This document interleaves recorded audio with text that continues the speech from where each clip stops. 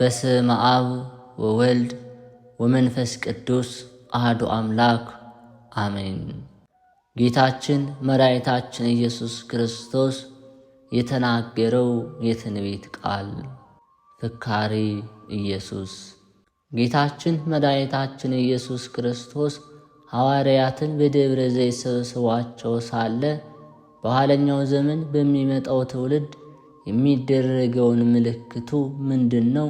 እስኪ ንገረን ብለው ጌታችን ለመኑት። ጌታችንም መለሰላቸው አላቸውም፣ ወዳጆች ሆይ በኋለኛው ዘመን ለማመጣው ክፋት ምልክት ጅራታማ ኮከብ ይፈጠራል። ያንን ጊዜ በየሀገሩ ጭንቅ ይሆናል። ሹም ከሹም ንጉሥ ከንጉሥ ይጣላል። በረዶና ድንጋይ እሳትና ዲን አመድም ይዘንባል። ማንም እንዳያስታችሁ ተጠንቀቁ። በዚያን ጊዜ እኔ ክርስቶስ ነኝ በማለት በስሜ ይመጣሉ፣ ብዙዎችንም ያስታሉ።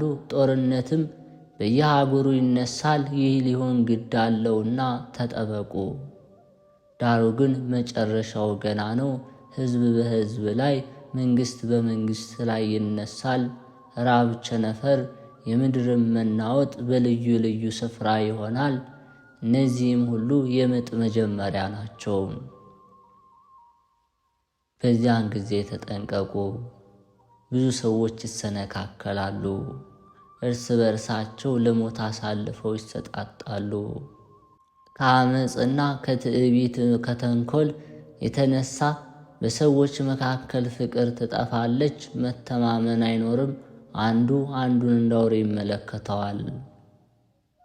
ለአሕዛብ ምስክር ይሆንባቸው ዘንድ ይህ መንግሥት ወንጌል በዓለም ሁሉ ይሰበካል። በዚያን ጊዜ መጨረሻው ይመጣል። እናንተ ግን ተጠንቅቃችሁ ጠብቁ። በዚያን ጊዜ ዓለም ከተፈጠረ ጀምሮ እስከ ዛሬ ድረስ ያልሆነ ከእንግዲህም ከቶ የማይሆን ታላቅ መከራ ይሆናል።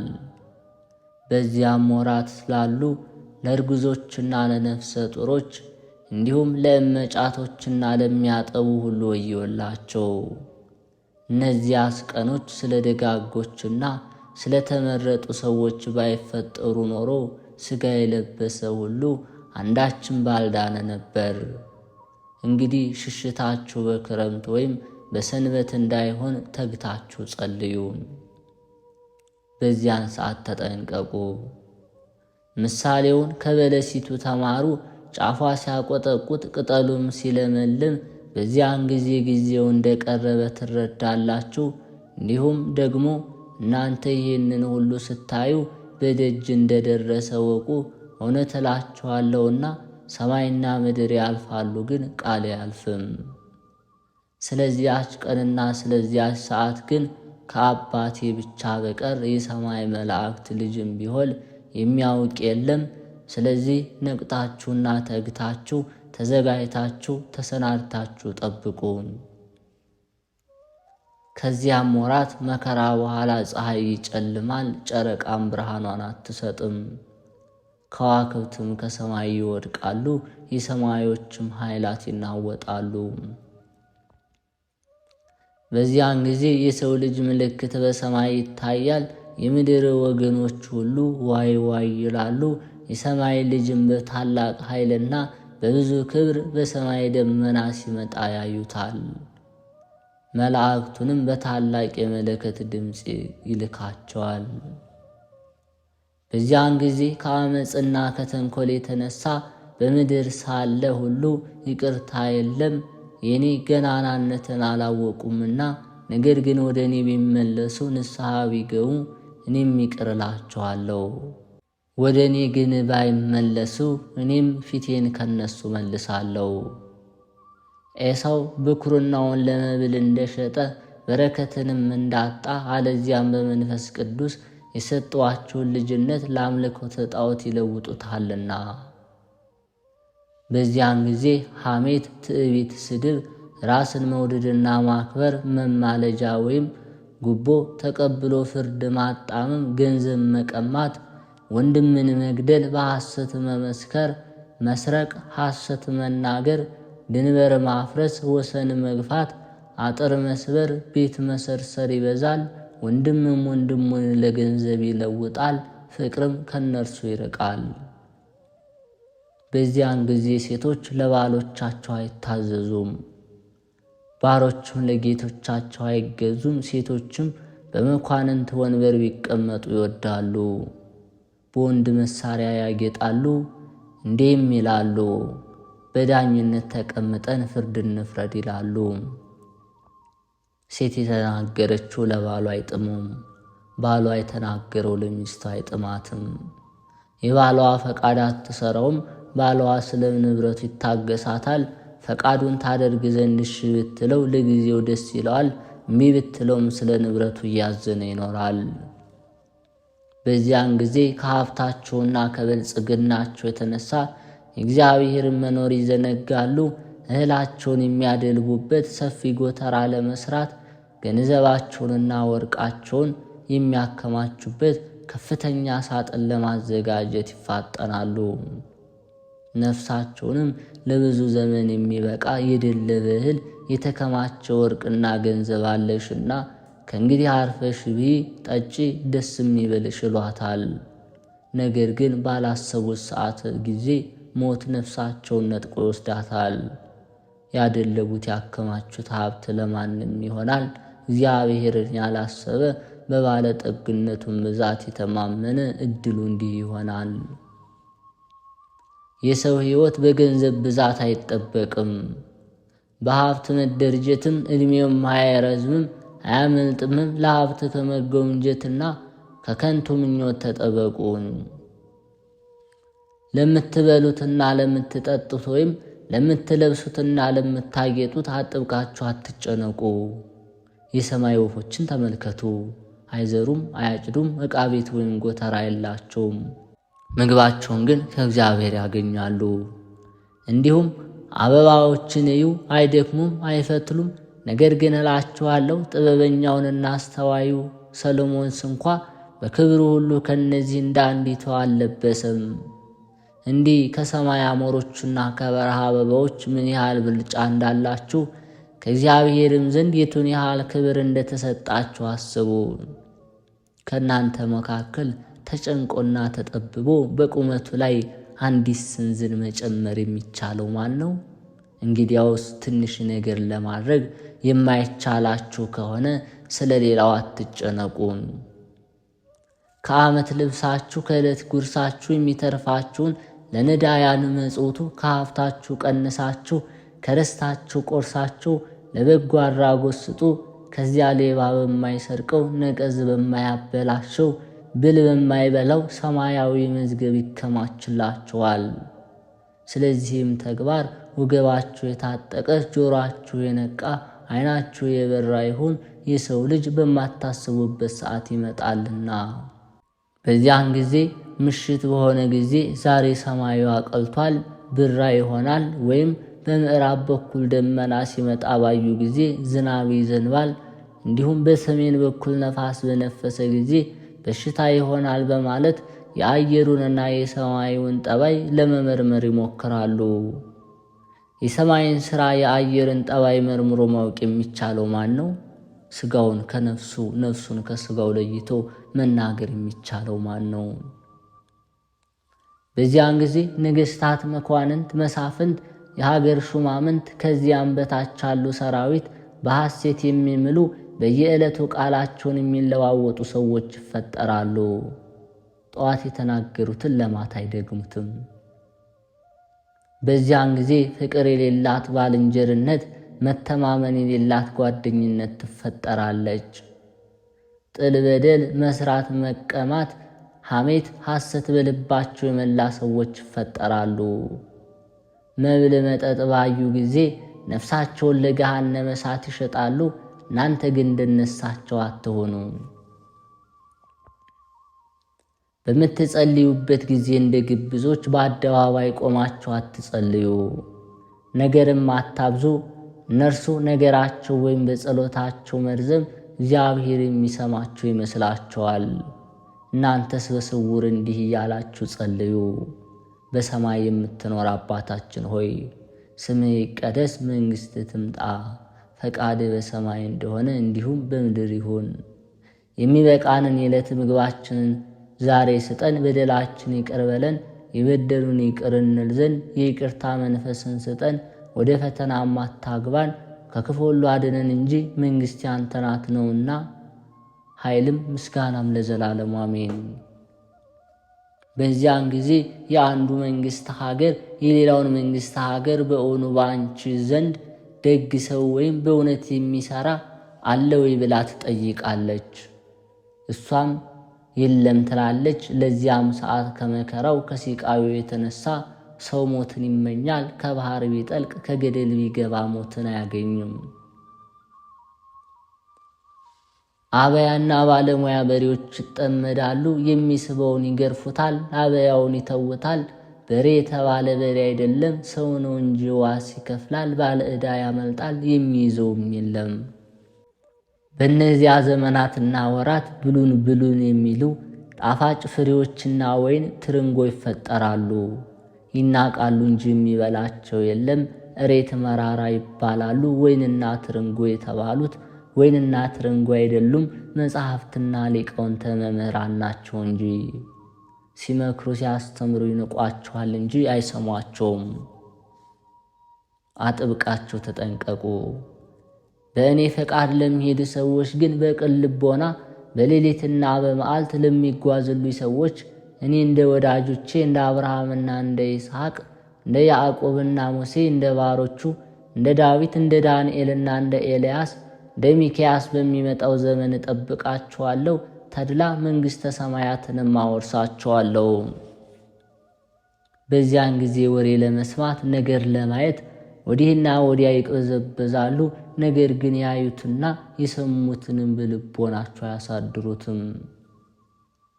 በዚያን ጊዜ እንደ እሳት የሚያቃጥሉ ፀሐይና ጨረቃ ከዋክብት ይፈጠራሉ። ከዚህ በኋላ ክረምትና በጋ በአንድ ወገን ይሆናሉ። ዝናብም ከዓመት እስከ ዓመት ይዘንባል። የእህል በረከትም ይጎድላል። የሰው ኃይልም ሲሶ ይቀነሳል። የበቅሎ የግመል የእንስሳት ሰራዊት ኃይል ሁሉ ሦስት እጅ ይነሳለታል። ቅቤ ማር ጣዕም በረከት የለውም። በዓመት በዓመቱ እየቀነሰ ይሄዳል። በዚያን ጊዜ ወርቅ ይናቃል፣ መዳብ ይከብራል። ወርቅ የተባለው ወርቅ አይደለም፣ ወርቅ የተባሉ ክርስቲያኖች፣ መዳብ የተባሉ አረመኔዎች። አረመኔዎች ራሳቸውን ከፍ ከፍ ያደርጋሉ። ግብዞችና ማስተዋል የሌላቸው ሰዎች እነዚያን ይወዳሉ ያከብሯቸዋልም። በዚያን ጊዜ በእናታቸው ማኅፀን ሳሉ የሚጮኹ ውሾች ይወለዳሉ። ውሾች የተባሉት ውሾች አይደሉም፣ በዚያን ጊዜ የሚወለዱ ሕፃናት ናቸው እንጂ። በዚያ ዘመን የሚወለዱ ሕፃናት ቃላቸውን ከፍ ከፍ ያደርጋሉ። በወላጆቻቸው ላይ ይነሳሉ፣ ለወላጆቻቸው አይታዘዙም። አባት እናታቸውን አያከብሩም። እናንተ የመናገር ችሎታ የላችሁም፣ እኛ እንናገር፣ ነገራችን አታሰናክሉብን ይሏቸዋል። ሞትን አያስቡም። ሕሊናማ አእምሮ የጎደላቸው መንፈስ እግዚአብሔር የተለያቸው ናቸው። እግዚአብሔር ኃጢአታቸውን ስለታገሳቸው እንደሌለ ይቆጥሩታል። በሥራቸው የጎሰቆሉ በሐሳባቸው የረከሱ ናቸው። ባህላቸውን ይለውጣሉ፣ የያዙትን ይጥላሉ፣ ያለዩትን ይናፈቃሉ። ሰብአዊ ባህሪያቸውን በእንስሳ ባህሪ ይለውጣሉ። ነውርን ይንቃሉ፣ ኀፍረታቸውን ይገልጣሉ። ሥጋዊ ፍትወትን በሚያስፈጽሙ ሥራዎች ሁሉ የሐሳዊ መሲሖች ተንኰል ልባቸውን ያጠፋዋል፣ አምላካቸውን ያስረሳቸዋል። የሀገር ፍቅር የወገን ክብር አይሰማቸውም። የአባት የእናታቸውን ምክር አይቀበሉም። ተውን፣ ልቀቁን፣ እንሩጥ፣ እንፈርጥጥ ይላሉ። በዝሙት ፍቅር ይሄዳሉ። በየሸለቆ በየጉጡ እንደ በግ ታጉረው ጨለማ ለብሰው የሚፈጽሙት ተግባር ከሰዶምና ከገሞራ ሰዎች ግብር ያልተለየውን የሚያደርጉትን አያውቁትም፣ እግዚአብሔርንም አያስተውልም ይላሉ። ይመለከታቸውም አይመስላቸውም። እሱ ግን ከሰማይ ሆኖ አይመልስላቸውም። እሱ ግን ከሰማይ ሆኖ ይሳለቅባቸዋል፣ ይስቅባቸዋልም፣ በመዓቱም ያውካቸዋል። በእውኑ ጆሮን የሠራ እግዚአብሔር አይሰማምን? ዓይንንስ የፈጠረ አምላክ አያይምን? በዚህም ግብራቸው ዕድሜያቸው ያጥራል፣ በወጣትነት ዘመናቸው ይቀሰፋሉ፣ ፈጥኖም ይጠፋሉ። በዚያን ጊዜ ለብዙ ክብር የታጩ፣ በማዕረግ በሹመት ያደጉ፣ በከፍተኛ ደረጃ ላይ የሚገኙ ሁሉ አደራቸውን ይዘነጋሉ፣ ሀገራቸውን ይክዳሉ፣ መሐላቸውን ያፈርሳሉ፣ ከባለሟልነታቸው ይወጣሉ፣ ከማዕረግና ሹመት ጓደኞቻቸው ይለያሉ። ክፉ ሥራቸው የተገለጸባቸው ጊዜ ይጸጸታሉ፣ በገዛ እጃቸው ታንቀው ተሰቅለው ባልባሌ ቦታ ወድቀው ይሞታሉ። አባት ልጁን፣ ወንድምም ወንድሙን ይጠላል፣ እህት እህቷን፣ አማትም ምራቷን አትወድም፣ ባልንጀራውም ባልንጀራውን አይወድም፣ ይከዳዋል። አባት ልጁን ለሞት አሳልፎ ይሰጣል። ልጆቻቸውም አባት እናታቸውን ያስገድሏቸዋል። ለሰው ጠላቱ ቤተሰቡ ይሆናል። ቁራ ቀሚስ ወደ አንገቱ ያጠልቃል። ቁራ የተባለ ቁራ አይደለም። ቄስ ነን የሚሉ መንፈስ ቅዱስ ያላደረባቸው ወደ ቤተ ክርስቲያን የማይሄዱ ይህንን ዓለም የሚወዱ የእግዚአብሔርን ምስጋና ትተው የዚህን ዓለም የተከተሉ ሕጌን ትተው 3-4 ሚስት የሚያገቡ ለወንዱም ለሴቱም ሐሰት የሚያስተምሩ በስም የሚገዙትን ለአምልኮት የሚቀኑትን የሚነቁ ናቸው። በዚያን ጊዜ ደንቆሮች ብልሆች፣ ብልሆችም ደንቆሮች ይሆናሉ።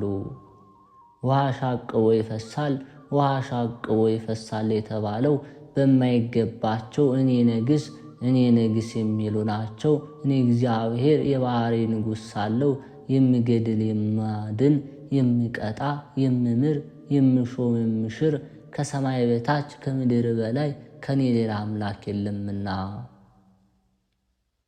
በኋለኛው ዘመን ጎህ ከሰሜን ዳርቻ ይወጣል። የሰራዊቱ ብዛት ምድርን እንደ ጉም ይሸፍናል። ሰራዊቱ እየመራ በእስራኤል ላይ በዘመተ ጊዜ መቅሰፍትና መዓት ይወርዳል። መሬትም ትነዋወጣለች። ከጽኑ መነዋወጥ የተነሳ የባሕር ዓሣዎችና የሰማይ አዕዋፎች፣ በምድረ በዳ ያሉ አራዊቶች፣ በምድር ላይ የሚኖሩ ሰዎችና ተንቀሳቃሽ ፍጥረቶች ሁሉ ይንቀጠቀጣሉ። ተራሮች ይገለባበጣሉ፣ ገደሎች ይናዳሉ፣ አጥርና ቅጥሮች ይፈራርሳሉ። ታላቅ ጦርነት ይሆናል። በሞሰና በቶቤል አለቃ በጎህ ላይ ዶፍና የበረዶ ድንጋይ እሳትና ድኝም በእርሱና በሰራዊቱ ላይ ይዘንባል። በእጁ የጨበጠውን በጫንቃው የተሸከመው ገና በወገቡ የታጠቀው ልዩ መሳሪያ ይጥላል። እሱና ሰራዊቱ ከሱም ጋር ያሉት ሕዝቦች በእስራኤል ተራሮች ላይ ይወድቃሉ። ሥጋቸውም ለሰማይ አሞሮች፣ ለምድር አራዊት መብል ሆኖ ይሰጣል። በእስራኤል ከተማ የሚኖሩ የጎህን የጦር መሳሪያ ለመማረክ ይወጣሉ። ታንኩንና መድፉን፣ ሌላውን ከባድ ልዩ ጦር መሳሪያ በእሳት ያቃጥላሉ። ከጦር መሳሪያውን ብዛት የተነሳ 7 ዓመት ለቤት ማገዶ ያደርጉታል። ከዱር እንጨት አይለቅሙም። ከዚያም በኋላ በእስራኤል ባሕር በስተ ምስራቅ ያሉ ሸለቆች ለጎህና ለሰራዊቱ መቃብር ይሆናሉ። ከሬሳውና ከመቃብሩ ብዛት የተነሳ በዚያ ቀበሌ መተላለፊያ አይገኝም፣ መንገድም ይዘጋል። የጎህ ሰራዊት ለመቅበርና ምድሯንም ለማጽዳት የእስራኤል ሕዝብ 7 ወር ይፈጅባቸዋል። መቃብር ለመቆፈርና ሬሳውን ለመቅበር በብዙ ሺህ የሚቆጠሩ የቀን ሰራተኞች ይቀጠራሉ። ከ7 ወር በኋላ ከመቃብር የቀረውን ከሰማይ አሞራና ከምድር አራዊት የተረፈውን በመቆጣጠር ምድሪቱን እየዞሩ ያጸዳሉ። በዚያን ጊዜ መሬት በአንድ ቀን 3 ሰዓት ትነዋወጣለች። በደቡብ በኩል ብርቱ ነፋስ ይነፍሳል፣ ቤታቸውንም ያፈርሳል፣ ሰውም ያልቃል። በምዕራብ በኩል ብርቱ ጽኑ ዝናብ፣ ብርቱ ክረምት ይወጣል፣ ፀሐይም ጉም ሸፍናታል። 7 ቀን ትጨልማለች፣ ብርሃን ይደክማል። መብረቅ ነጎድጓድ ይመጣል፣ ምድርም ትጠፋለች። ያን ጊዜ ምድር እኔ ምን አደረግሁ ጌታዬ ትለኛለች። እኔም ባንቺ ያለው ሰው ሁሉ እኔን አላወቀምና ይህን ምልክት ማድረጌ እንዲያውቁት ነበር እላታለሁ።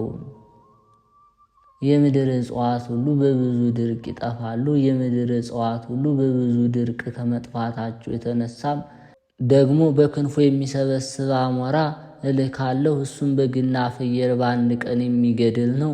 ከእነዚያም አብረው ይፈነጫሉ፣ በአንድ እረኛ ይጠበቃሉ፣ ሁሉም አንድ መንጋ ይሆናሉ። በዚያን ጊዜ የዕውሮች ዓይን ይበራል፣ የደንቆሮች ጆሮ ይከፈታል፣ አፈዲዳ ይዘምራል፣ አንካሳ እንደሚዳቋ ይዘላል፣ በበረሃ ፈሳሽ ውሃ ይፈልቃል፣ ደረቁና ነጫውንም ምድር ውሃ ማጠራቀሚያ ይሆናል።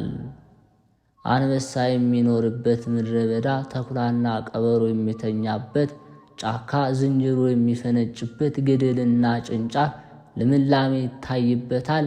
ወይንና ጽጌረዳ፣ ሎሚና ትርንጎ፣ ሸምበቆ፣ ሸንኮራ ይበቅልበታል። በዚያ ዘመን ጥል፣ ክርክር፣ ሐሰት ነገር የለም። ሁሉም በንጉሥ ቃል ይጸናል።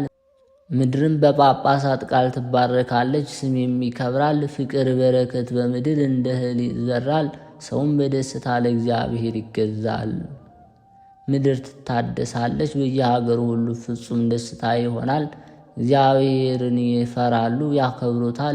የሕፃንነታቸውንና የጉልምስናቸውን ወራት የሽምግልናቸውን ዘመናት ሁሉ በተላ ደስታ ይጨርሳሉ። እያንዳንዱ ሰው ወደ ሞተው ወገኑ መቃብር ሄዶ እያለቀሰ ወንድሜ እንሆ ማርና ወተት ቅቤና ማንኛውንም ምግብ አይነት ሁሉ ሞልቷል፣ ተርፏል። ይህን ሁሉ ሳታይ ሄደሃልና ተነስተህ ይለዋል። በዚያን ጊዜ የአንድ በሬ እሸት የአንድ ላም ወተት ለብዙ ይበቃል። ሰላምና ደስታ እንጂ ጸብ፣ ክርክር፣ ጦርነት የለም።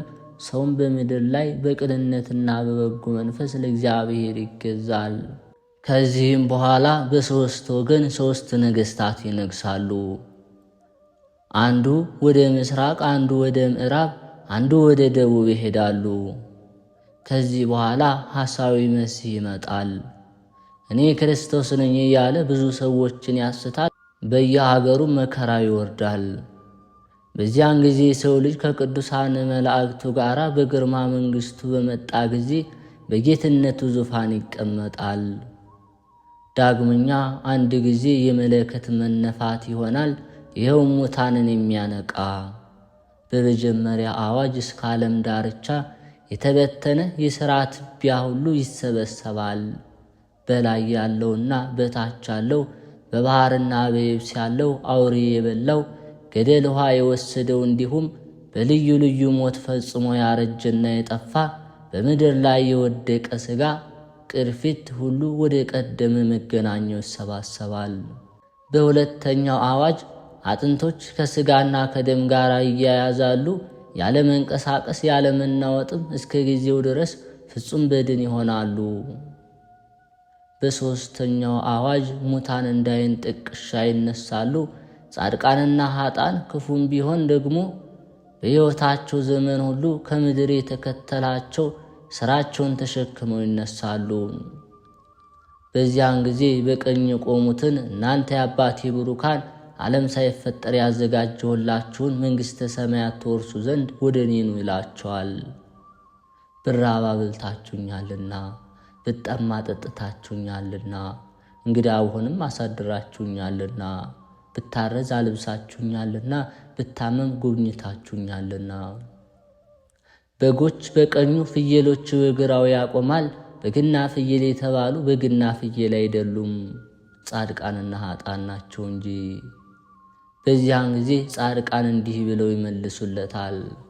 አቤቱ መቼ ተርበ አይተ አበላን? ወይስ ተጠምተ አጠጣን? መቼስ እንግዳ ሆነ አይተን ተቀበልን? ወይስ ታርዘህ አለበስን? መቼ ታመምክን አየን? ወይስ መቼ ታስረህ ጠየቅን? ንጉሡም መልሶ እውነት እውነት እላችኋለሁ ከእነዚህ ከታናናሽ ወንድሞቼ ለአንዱ ያደረጋችሁት ለእኔ ማድረጋችሁ ነው ይላቸዋል። ከዚያም በኋላ በግራ የቆሙትን እናንተ ርጉማን ከኔ ወግዱ፣ ለሰይጣንና ለሰራዊቱ ወደ ተዘጋጀ ወደ ዘለዓለም እሳት ሂዱ። ብራብ አላበላችሁኝም፣ ብጠማ አላጠጣችሁኝም፣ እንግዳ ብሆን አላሳደራችሁኝምና፣ ብራቆት አላለበሳችሁኝምና፣ ብታመምም አልጎበኛችሁኝምና፣ ብታሰር አልጠየቃችሁኝምና ይላቸዋል። እነርሳቸውም ደግሞ አቤቱ ተርበህ ወይስ ተጠምተህ ወይስ እንግዳ ሆነ ታርዘህ ወይስ ታመህና ታስረህ መቼ አይተን አልጠየቅንህም ይሉታል። ንጉሡም እውነት እውነት እላችኋለሁ ከእነዚህ ከታናናሾቹ ለአንዱ ያደረጋችሁት ለእኔ አላደረጋችሁም ብሎ ይመልስላቸዋል። ያን ጊዜ ዓመፅና ተንኮል ይናገር የነበረ አፍ አንደበት ሁሉ ይዘጋል። ያን ጊዜ ሐዘን ይደረጋል፣ የማይጠቅም ሐዘን። ያን ጊዜ ጩኸት ይሆናል፣ የማይጠቅም ጩኸት። ያን ጊዜ ፍጅት ይሆናል፣ የማይጠቅም ፍጅት። ያን ጊዜ ለቅሶ ይሆናል፣ የማይጠቅም ለቅሶ ነው። እናንተ የልጅዋን ለቅሶና ጩኸት አትሰማም? ያን ጊዜ ፍጻሜ ማይለቅት እንደሌለው እንደ ክረምት ውሃ እንባ ይፈሳል። ነጣቂ መብረቅ፣ የሚያስደነግጥ የነጎድጓድ ቃልም፣ የሚቆርጥና የሚከፋፍል የሚለይ ብርቱ ብልጭልጭታም ይላካል። ይኸውም የኃጥአን ዕድል ፈንታቸው ነው። ያን ጊዜ ምድር አደሯን ትመልሳለች። ያን ጊዜ በሕይወቷ ዘመን የሠራችውን የነፍስ ሰራዊት ይገልጻል። ከዚህ በኋላ ፍጥረት ሁሉ ይሰበሰባል። 1000 ዓመት እንደ አንዲት ቀን ይሆናል። ያን ጊዜ ጻድቃን ከኃጥአን፣ ኃጥአን ከጻድቃን ይለያሉ፣ ርኩሳንም ከንጹሐን ይለያሉ። ሥራቸው ክፉ የሆነ ነገሥታት፣ መኳንንት፣ ሰነፎች፣ ቀማኞች፣ ካህናት፣ መነኮሳት፣ ያለ መንፈስ ቅዱስ የሚናገሩ፣ በአንደበታቸው ሐሜት የሚያበዙ ምግባራቸው ይገለጻል። በእኔ ፊት ያፍራሉ። ያን ጊዜ በእኔ ስም ያዘኑ ደስ ይላቸዋል፣ በዚህ ዓለም ደስታ ያበዙ ያዝናሉ። ያን ጊዜ በስሜ መከራ የተቀበሉ ደስ ይላቸዋል፣ በእኔም ያላመኑ ከሃዲዎች ያዝናሉ። ያን ጊዜ ትሕትና የሠሩ በመንግሥተ ሰማያት ይከብራሉ፣ ትዕቢትን ያበዙ ግን ገሃነመ እሳት ይወርዳሉ። ያን ጊዜ ያለ ሐኬት በስሜ ያመኑ ደስ ይላቸዋል፣ እኔንም ስላመኑ በስሜ ስላስተማሩ እጥፍ ድርብ ክብር እሰጣቸዋለሁ። በስሜ ያላስተማሩትን ግን በዚህ ያልቃል የማይባል መከራ ያገኛቸዋል። በዚህም በኋላ ክረምት፣ በጋ፣ ዘር፣ መከር፣ የዚህ ዓለም መወለድ፣ መዋለድ፣ ጥል፣ ክፉ ነገር የለም። ይህ ወዳጄ ነው፣ ይህ ጠላቴ ነው ማለት የለም። ምድርና ሰማይን አድላቸዋለሁ። መላእክት፣ ወዳጆቼ፣ ጻድቃን፣ ወንድሞቼ፣ ሰማዕታት፣ ወገኖቼ በእኔ ያመኑ ሁሉ ከእኔ ጋር ይቀመጣሉ። ከዚህ በኋላ እስከ መቼም ድረስ ያልፋል፣ ይጠፋል፣ ያልቃል፣ ይደቃል አይባልም። ጌታችንና የመድኃኒታችን ኢየሱስ ክርስቶስ ይቅርታው ይደረግልን እስከ ዘላለም አሜን። አንባቢው ያስተውል። ጌታችን አምላካችን መድኃኒታችን ኢየሱስ ክርስቶስ የዓለም መጨረሻ መልእክቶች ከተናገረ በኋላ እንዴት መጠበቅ እንደሚገባም ተናግሯል። እንግዲህ በነቢዩ ዳንኤል የተባለውን የጥፋትን ርኩሰት በተቀደሰችው ስፍራ ስታዩ አንባቢው ያስተውል ብሏል። ይህንን በተመለከተ ጌታችን እንደጠቀሰው ነቢዩ ዳንኤል መቅደሱንም ግንቡንም ያረክሳሉ፣ የዘወትርኑ መሥዋዕት እግዚአብሔርን ያስቀራሉ፣ የጥፋትንም ርኩሰት ጣዖትን ያቆማሉ ሲል ተናግሮ ነበር። በተቀደሰው ስፍራ የጥፋት ርኩሰት እንደሚቆምም አስተምሯል። ይህ ነገር ለጊዜው በ80 ዓመተ ምህረት ንጉሥ ሮም ጥጦስ ኢየሩሳሌምን በወረራ ይዞ ቤተ መቅደሱ በፈረሰ ጊዜ ጣዖት አቁሞ ጣዖት በመሥዋዕት የቅድስናውን ስፍራ ባረከሰበት ወቅት ተፈጽሟል። ለፍጻሜው ግን በዓለም መጨረሻ ሐሳዊ መሲህ በሚመጣበት ጊዜ በሐሰት ራሱን በእግዚአብሔር ፈንታ ተክቶ እንደ ጣዖት እንደሚያመልክ የሚያመለክት ነው። ለዚህም ነው ጌታችን ከትንቢተ ዳንኤል ጠቅሶ የተናገረው። ሐዋርያው ቅዱስ ጳውሎስም እንዲህ ብሏል፣ የአመፅ ሰው እርሱም የጥፋት ልጅ ሳይገለጥ አይደርስምና። እኔ እግዚአብሔር ነኝ ብሎ አዋጅ እየነገረ በእግዚአብሔር ቤተ መቅደስ እስኪቀመጥ ድረስ ቤተ መቅደስ በተባሉ የሰዎች ልቦና እስኪታመን ድረስ አምላክ ከተባለው ሁሉ ሰዎችም ከሚያመልኩትም ሁሉ በላይ ራሱን ከፍ ከፍ የሚያደርገው በሐሰት አምላክ ነኝ የሚለው ተቃዋሚ እርሱ ነው ሲል ተናግሯል። እንግዲህ በትንቢትም በወንጌልም በመልእክትም እንደተነገረ በእግዚአብሔር የቅድስናው ስፍራ በአጸደ ቤተ ክርስቲያን የማይገባ ሥራ ሲሠራ ማለትም ዝሙት ሲፈጽም፣ ገንዘብ ሲሰርቅ፣ ክህደት ሲነገር፣ እንዲሁም ጽላቱን፣ መስቀሉን፣ ድንግል ማርያምን፣ ቅዱሳንን፣ ገድሉን፣ ተአምሩን ከዚህ በላይ ቅዱስ ቁርባኑን የሚያቃልሉ ሰዎች መነሳት የጥፋት ርኩሰት በተቀደሰችው ስፍራ የመቆሙ ምልክት ነው።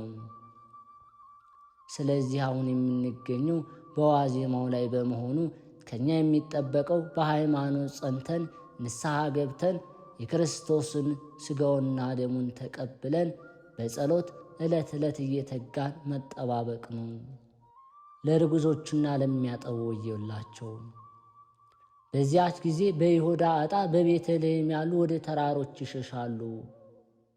ቤተልሔም የያዕቆብ ሚስት ራሔል የተቀበረችባትን ልብ በሉ። ቤተልሔም የያዕቆብ ሚስት ራሔል የተቀበረችባት፣ ልበ አምላክ ዳዊት በነቢዩ ሳሙኤል እጅ ተቀብቶ የነገሰባት፣ ነቢዩ ሚክያስ ክርስቶስ እንደሚወለድ ትንቢት የተናገረላት፣ ዘሩባቤል የነገሰባት፣ የዓለም መድኃኒት ክርስቶስ ከድንግል ማርያም የተወለደባት፣ እረኞች ለፈጣሪያቸው ለኢየሱስ ክርስቶስ የአምልኮት ለድንግል ማርያም የጸጋ ስግደት የሰገዱባት፣ ሰባ ሰገል ወርቅ፣ ዕጣን፣ ከርቤ የገበሩባት፣ እንስሳት ትንፋሻቸውን አምሃ አድርገው ያቀረቡባት፣ ቅዱሳን መላእክት የሰላም መዝሙር የዘመሩባት፣ ዕድሜያቸው ከ2 ዓመት በታች የሆኑ ሕፃንና በክርስቶስ ስም የታረዱባት ስፍራ ናት። እዚህ ላይ በዚያን ጊዜ በይሁዳ ዕጣ በቤተልሔም ያሉ ወደ ተራሮች ይሸሻሉ የተባለው በሃይማኖት ጸንተው በምግባር ድምቀው ያሉ ሰዎች ረድኤተ እግዚአብሔርን አምባ መጠጊያ አጥር ያደረጉ፣ እኒህ መጠጊያ የሚያደርጉት በቤተልሔም ምክንያቱም ተራሮች በኢየሩሳሌም ዙሪያ እንደሆኑ ከዛሬ ጀምሮ ለዘላለም እግዚአብሔር በሕዝቡ ዙሪያ ነው፣ በረድኤትም ይጠብቃቸዋል ተብሏልና። ቅዱሳን ነቢያት ደብረ መቅደሱ የቅድስናው ተራራ ደብረ ጽዮን የጽዮን ተራራ ያሏትን ድንግል ማርያም አምባ መጠጊያ ያድርጉ ማለት ነው። ምክንያቱም በአማላጅነቷ አጥርነት ትጠብቃቸዋለችና። ይህንን በተመለከተ ነቢዩ ዳዊት እኔ ግን በተቀደሰው ተራራዬ በጽሖ ላይ ንጉሴን ሾሞ ሲል ዘምሯል። የተቀደሱ ተራሮች የተባሉ ቅዱሳን መጠጊያ ያድርግ ማለት ነው። ምክንያቱም በአማላጅነታቸው አጥርነት ይጠብቋታልና። ስለሆነም ጻድቅ ሎጥ እንዳመለጠ እኛም በሃይማኖት ጸንተን ወደ ተራሮቹ ማለትም ወደ እግዚአብሔር ቸርነት፣ ወደ ድንግል ማርያም አማላጅነት፣ ወደ ቅዱሳን መላእክት ተራዳኢነት፣ ወደ ቅዱሳን ረድኤት በረከት መሸሽ አለብን። በሰገነትም ያለ በቤቱ ያለውን ሊወስድ አይውረድ የተባለውን ልዕልና ነፍስ ያለው ሰው ሰውነቱን በኃጢአት አያዋርድ ማለት ነው። ይህም ፈቃደ ሥጋውን ለፈቃደ ነፍሱ አስገዝቶ በመንፈሳዊ ሕይወት ጸንቶ ነፍሱ የምትከብርበትን ሥራ በመሥራት ላይ ያለ ሰው የቀደመውን የተቀደሰ ሥራ አቋርጦ በሥጋዊ ግብር አይጠመድ ማለት ነው። እዚህ ላይ ከፍ ተደርጎ በተሠራ ሰገነት የተመሰለው የጽድቅ ሥራ ሲሆን፣ ዝቅ ብሎ መሬት ላይ የሚገኘው ቤት የተመሰለው ደግሞ የኃጢአት ሥራ ነው። አምላካችን እግዚአብሔር በዳግም ምጽአት በሚመጣበት ጊዜ ኑ የአባቴ ብሩካኖች ብሎ በቀኙ በጻድቃን በሰማዕታት በቅዱሳን ጎን ሁላችንም እግዚአብሔር አምላክ ያቁመን። ለእኛ ኃጢአትና እንደኛ በደል ሳይሆን ስለ ቸርነቱ ስለ ይቅርታው ብሎ ምሕረቱ የበዛ መዓቱ የራቀ አምላክ ነውና አምላካችን እግዚአብሔር እኛንም እንዲጠብቀን በረድኤቱም በያለንበትም እንዲጠብቀን እንዲህ እያልን እናመስግነው። አባታችን ሆይ በሰማያት የምትኖር፣ ስምህ ይቀደስ፣ መንግሥትህ ትምጣ፣ ፈቃድህ በሰማይ እንደሆነች እንዲሁም በምድር ላይ ትሆን። የዕለት እንጀራችንን ስጠን ዛሬ፣ በደላችንም ይቅር በለን እኛም የበደሉን ይቅር እንደምንል። አቤቱ ወደ ፈተናም አታግባን ከክፉ ሁሉ አድነን እንጂ መንግሥት ያንተ ናትና፣ ኃይል፣ ክብር፣ ምስጋና ለዘላለሙ አሜን። እመቤታችን ቅድስት ድንግል ማርያም ሆይ በመልአኩ በቅዱስ ገብርኤል ሰላምታ ሰላም እንልሻለን። በሐሳብሽ ድንግል ነሽ፣ በሥጋሽም ድንግል ነሽ። አሸናፊ እግዚአብሔር እናት ሆይ ሰላምታ ላንቺ ይገባሻል። ከሴቶች ሁሉ ተለይተሽ አንቺ የተባረክሽ ነሽ፣ የማኅፀንሽ ፍሬ የተባረከ ነው። ጸጋን የተሞላሽ ቅድስት ሆይ ደስ ይበልሽ፣ ልዑል እግዚአብሔር ከአንቺ ጋር ነውና ከተወደደው ልጅሽ ከጌታችን ከመድኃኒታችን ከኢየሱስ ክርስቶስ ዘንድ ይቅርታና ምሕረትን ለምኝልን ኃጢአታችንም ያስተሰርይልን ዘንድ ለዘላለሙ አሜን።